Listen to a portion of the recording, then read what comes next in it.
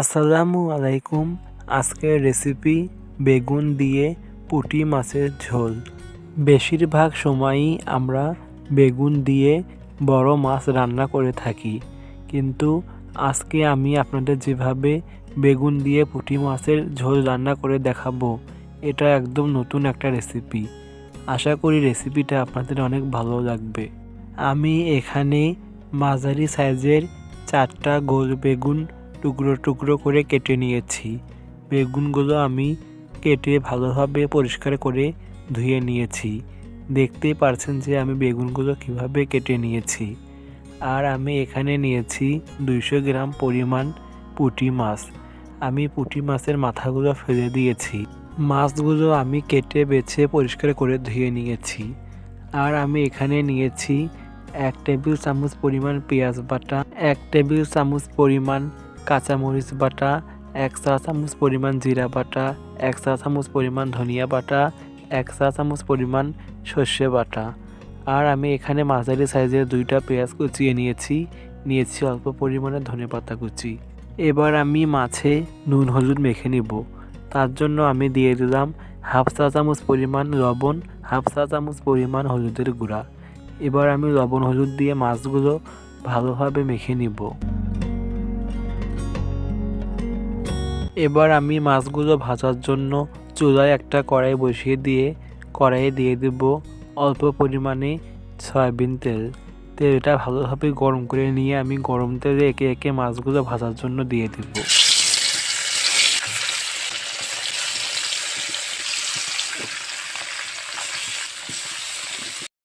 চুলার আঁচটা মিডিয়াম আঁচে রেখে আমি মাছগুলো ভালোভাবে ভেজে নিব।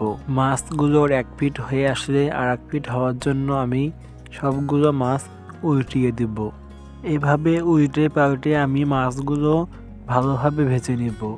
দেখুন আমি মাছগুলো কিভাবে মচমচে করে ভেজে নিয়েছি। এভাবে আমি সবগুলো মাছ ভেজে গরম তেল থেকে উঠিয়ে নিব। এবার আমি ওই মাছ ভাজার তেলে আরেকটু তেল দিয়ে দেব পেঁয়াজ কুচি। এবার পেঁয়াজ কুচিগুলো ভালোভাবে কিছুক্ষণ নেড়ে বাদামি করে নেব। যখন দেখবেন যে পেঁয়াজগুলো বাদামি হয়েছে, তখন বাটা মশলাগুলো দিয়ে দিতে হবে। এবার আমি বাদামি হওয়া পেঁয়াজের মধ্যে বাটা মশলাগুলো দিয়ে দিলাম।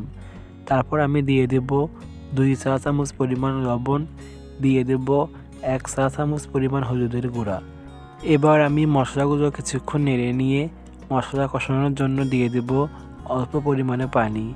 অল্প পরিমাণে পানি দিয়ে আমি মশলাগুলো ভালোভাবে কষিয়ে নেব। যখন দেখবেন যে মশলা থেকে তেল ছেড়ে দিয়েছে, তখন কষানো মশলার মধ্যে দিয়ে দিতে হবে আগে থেকে কেটে পরিষ্কার করে ধুয়ে নেওয়া বেগুন। এবার আমি বেগুনগুলো দিয়ে মশলার সাথে বেগুনগুলো কিছুক্ষণ নেড়ে ঢাকনা দিয়ে ঢেকে দেব। ঢাকনা দিয়ে ঢেকে চুলার আঁচটা মিডিয়াম আঁচে রেখে 10 থেকে 12 মিনিটের মতো আমি বেগুনগুলো ভালোভাবে কষিয়ে নেব। এর মাঝে 2-3 বার বেগুনগুলো ভালোভাবে নেড়ে চেড়ে দিতে হবে। বেগুনগুলো আমার কষানো হয়েছে।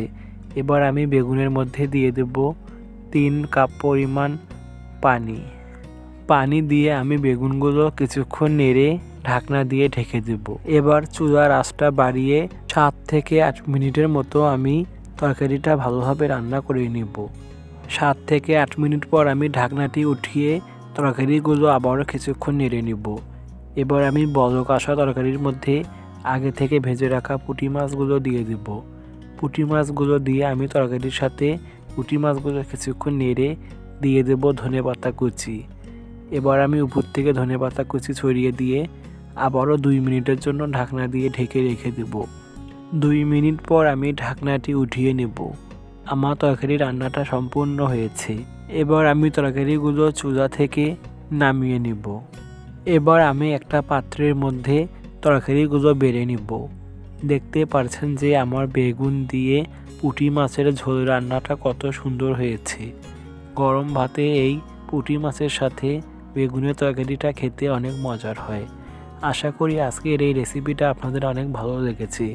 রেসিপিটা ভালো লাগলে দয়া করে আমার এই চ্যানেলটি সাবস্ক্রাইব করে পাশেই থাকবেন। সাথে লাইক কমেন্ট শেয়ার করতে ভুলবেন না। আজকে এই পর্যন্তই। সবাই ভালো থাকবেন।